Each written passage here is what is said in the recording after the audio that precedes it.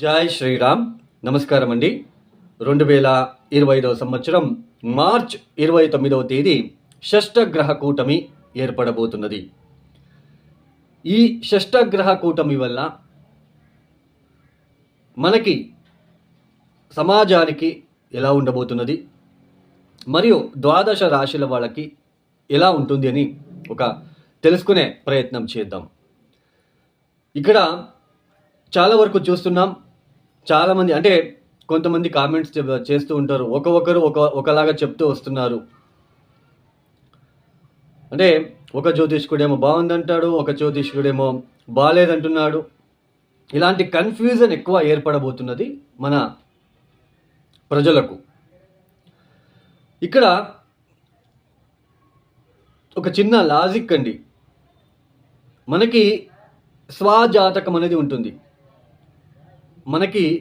మనం పుట్టిన టైంకి మనం ఏ లగ్నంలో పుట్టాము,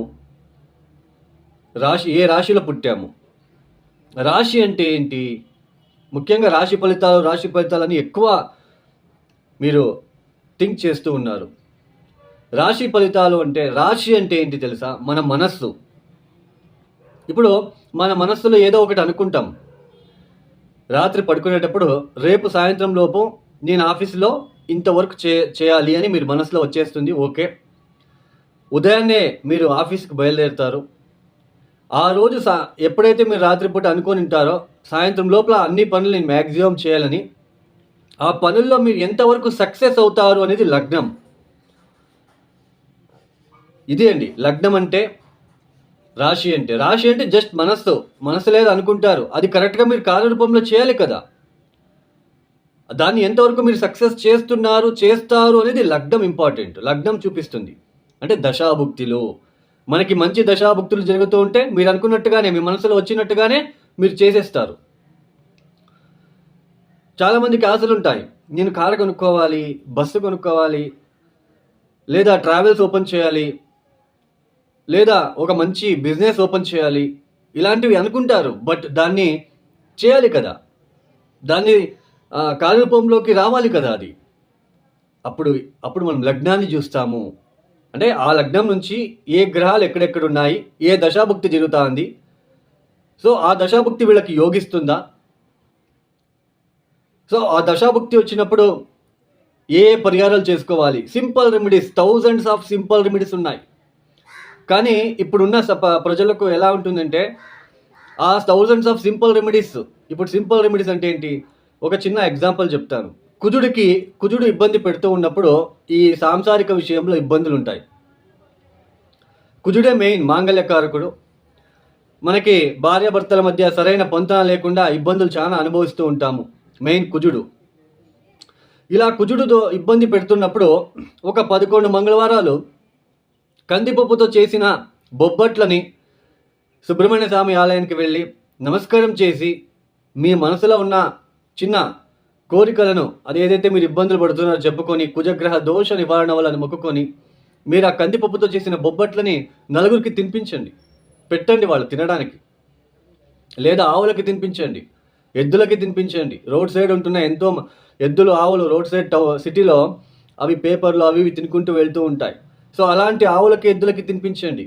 ఆ గ్రహ నెగిటివ్ ఇంపాక్ట్ ఖచ్చితంగా తగ్గుతుంది. ఒక చిన్న ఎగ్జాంపుల్ చెప్పారు, థౌజండ్స్ ఆఫ్ రెమెడీస్ ఉన్నాయి. సో అలాంటి థౌజండ్స్ ఆఫ్ రెమెడీస్ కాకుండా ఇప్పుడున్న ప్రజలకు ఎలా అంటే, ఒక చిన్న హోమం చేయించగానే మనకు ఆ నెగిటివ్ ఇంపాక్ట్ తగ్గాలి, ఇలాంటి ఆలోచనలు ఎక్కువగా ఉంటాయండి. అలా జరగదు కదా. మీరే ఆలోచించండి. మనకి ఆ గ్రహ నెగిటివ్ ఇంపాక్ట్ తగ్గాలంటే కొన్నిసార్లు రిపీటెడ్గా మనం చేసుకుంటూ వెళ్ళాలి. కొన్ని పరిహారాలని మనమే కదా అనుభవిస్తున్నది. ఆ ఒక నెగిటివ్ ఇంపాక్ట్ని మనం చేసుకోవాలి. సో ఇలా థౌజండ్స్ ఆఫ్ సింపుల్ రెమెడీస్ ఉన్నాయి. అంటే జన్మరాశి వేరు, మనకి లగ్నం వేరు. లగ్నం అంటే టోటల్ బాడీ, ఆ బాడీలో వచ్చే మనస్సే మనకి రాశి. సో ఇలా మనకి జన్మలగ్నానికి, జన్మరాశికి చాలా డిఫరెన్సెస్ అనేది ఉన్నాయి. ఇప్పుడు ఈ ఒక షష్టగ్రహ కూటమి ఏర్పడబోతున్నది 2025 మార్చి మాసంలో 29వ తేదీ.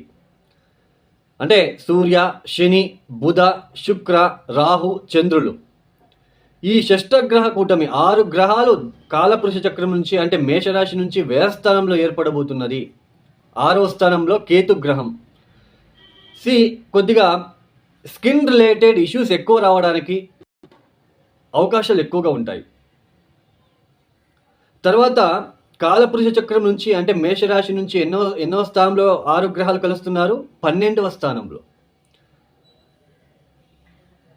నిద్రాహీనత కనిపిస్తూ ఉంటుంది జనాల్లో, అంటే ప్రజల్లో నిద్రాభంగము, కంటికి సంబంధించిన ఏదైనా ఇన్ఫెక్షన్ లాంటిది క్రియేట్ అవ్వడానికి అవకాశాలు ఉంటాయి. కంటికి సంబంధించిన వ్యాధులు, ఒక వైరస్ లాగా ఏదైనా స్ప్రెడ్ అవ్వడానికి కూడా చిన్న ఛాన్సెస్ ఉంటుంది. అంటే మనకు ఆల్రెడీ వస్తూ ఉంటుంది, కంటికి వస్తే అద్దాలు పెట్టుకుంటాము, అది వైరస్ లాగా ఆ కన్ను ఎవరికైతే కంటికి ఇబ్బందులు ఫేస్ చేస్తూ ఉంటారో ఆ కన్నుని ఇంకొకరు బాగున్న వ్యక్తి చూస్తే వాళ్ళకు కూడా వైరస్ లాంటిది మనకి స్ప్రెడ్ అవుతుంది. అలా కంటికి సంబంధించిన ఇబ్బందులు ఎక్కువ ఫేస్ చేయవలసిన ప్రమేయం కూడా వస్తుంది. కొంచెం జల ప్రళయాలు అంటే ఇక్కడ అవ్వడానికి అవకాశాలు ఎక్కువగా ఉంటాయి. ఎందుకంటే జలతత్వ రాశిలో 6 గ్రహాలు మనకి కలుస్తున్నారు. చంద్రుడు కూడా అక్కడే ఉంటున్నాడు. తర్వాత పైగా కుజుడు మనకి కుజస్తంభనం కూడా జరుగుతున్నది ఆ సమయంలో కర్కాటక రాశిలో సంచారము. సో కొంచెం సామాజిక వర్గంలో కొంచెం ఏదైనా ఇబ్బందులు ఎక్కువ అయ్యే సూచనలు కొద్దిగా మార్చ్, ఏప్రిల్, మే, జూన్, జూలై, ఆగస్టు వరకు మనకి కనిపిస్తుందనే తెలుసుకోవచ్చు. అంటే ఏదో పెద్దగా అయిపోతుంది అని కాదండి, ఏదో చిన్నవి ఏదైనా ఇబ్బందులు వచ్చే సూచనలు సామాజిక వర్గంలో కనిపిస్తూ ఉంటుందనే ఇక్కడ మనం తెలుసుకోవచ్చు. అందులోన సూర్య, శని, రాహు ఒకే ఇంట్లో కలుస్తున్నారండి. కొంచెం ఇబ్బందులు ఎక్కువగా ఉంటాయి.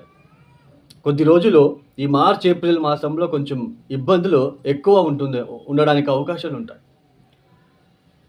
ఈ ఒక షష్టగ్రహ కూటమి వల్ల మనకి 12 రాశుల వాళ్ళకి ఎలాంటి ఫలితాలు రాబోతున్నాయని మనం కొద్దిగా తెలుసుకుంటూ వెళ్తామండి. తదుపరి రాశి మీనరాశి. ఈ మీనరాశి వాళ్ళకి ఈ షష్టగ్రహ కూటమి అనేది మీ జన్మరాశిలోనే సంభవిస్తున్నది.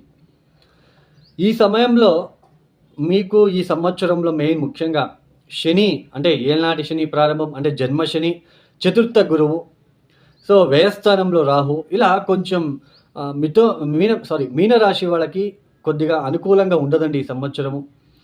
అంటే 2026లో అనుకూలత ఫలితాలు వస్తాయి, 2026 యుగాది తర్వాత. బట్ ఇక్కడ 2025 మాత్రం కొద్దిగా ఇబ్బందులు తప్పవు.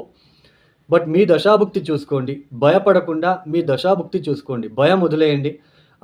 అన్నీ అంటే మీరు ఎక్కడ యూట్యూబ్ ఓపెన్ చేసిన మీనరాశికి అలా జరుగుతుంది, ఇలా జరుగుతుంది, అవన్నీ పక్కన పెట్టేసి దేవనామస్మరణం చేస్తూ మీరు వెళ్ళండి.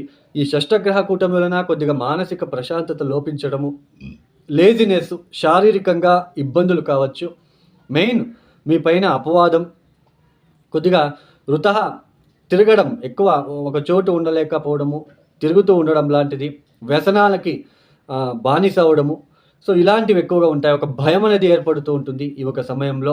6 గ్రహాలు మీకు జన్మరాశిలో ఉంటున్నారు కాబట్టి కొంచెం భయము లాంటివి ఏర్పడే సూచనలు ఉంటాయి. నెగిటివ్ థాట్స్, నెగిటివ్ థింకింగ్ లాంటిది రావడము, ఇలాంటివన్నీ మీరు ఫేస్ చేయవలసిన ఒక ప్రమేయం ఏర్పడుతూ ఉంటుంది. భార్యాభర్తల మధ్య కొంచెం తగాదాలు, గొడవలు లాంటిది, మనస్పర్ధలు లాంటిది, ఎప్పుడూ పడుకోవాలి అనిపించడము, తర్వాత ఆరోగ్యం విషయంలో ఇబ్బందులు, మెయిన్ స్టమక్ రిలేటెడ్ ఏదైనా ఇబ్బందులు, ఈ సమయంలో కొద్దిగా సర్జరీ లాంటివి కూడా, చిన్నపాటి సర్జరీలు జరిగే సూచనలు కూడా కనిపిస్తున్నాయి ఈ యొక్క మీనరాశి వాళ్ళకి. మొత్తానికి మీనరాశి వాళ్ళకి ఈ 6 గ్రహాల కలయిక జన్మరాశిలో ఉంటుంది కాబట్టి కొద్దిగా మీరు భయం వదిలేయండి.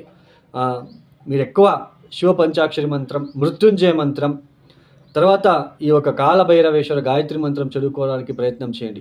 ఈ సమయంలో ఏ పూజలు కూడా చేసుకోవడానికి ఇక్కడ మీకు మనస్సు రాదు. అలాంటి సిచ్యుయేషన్నే ఏర్పడుతూ ఉంటుంది.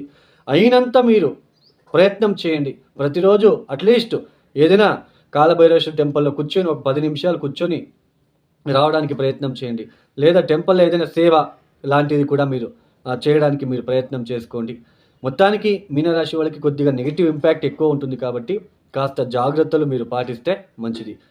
తర్వాత ఈ యొక్క మీనరాశి వాళ్ళు ఎక్కువ కాలభైరవేశ్వర ఆరాధన, మృత్యుంజయ మంత్రం చదువుకోవడము, శివ పంచాక్షరి మంత్రం చదువుకోవడము అయినంత మీరు చేసుకోవడానికి ప్రయత్నం చేయండి.